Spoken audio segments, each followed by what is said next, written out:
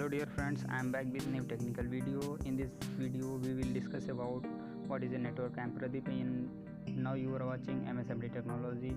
So please don't skip the video. For more information subscribe our channel and press the bell icon for get a daily update notification.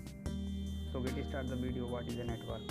A network is a group of two or more computer systems which are linked together. It also consists of the collection of computers, printer, scanner and other devices that are connected together.